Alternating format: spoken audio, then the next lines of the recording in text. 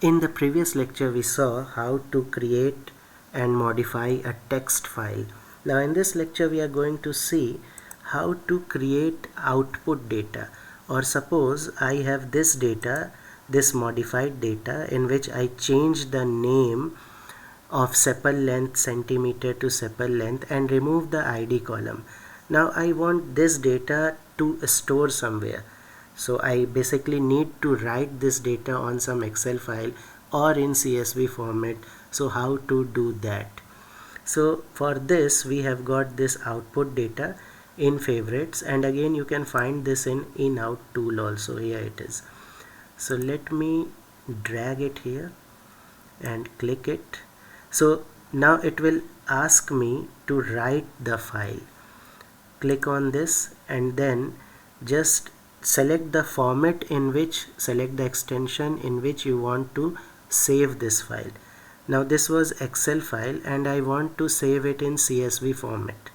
So I'll click on this CSV format and it is asking me to save it somewhere. So let me save it in my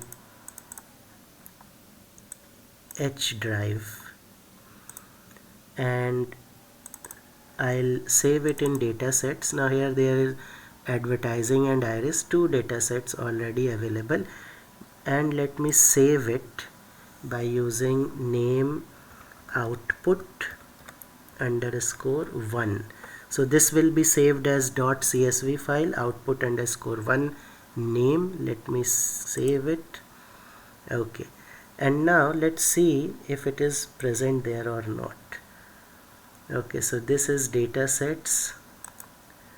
Let me refresh it. Okay, I have to run it also. Let me run it first. Now let's see. So output underscore 1 is here now available, and if I click on this, let's see the data it contains. Is it same that we have written without ID column?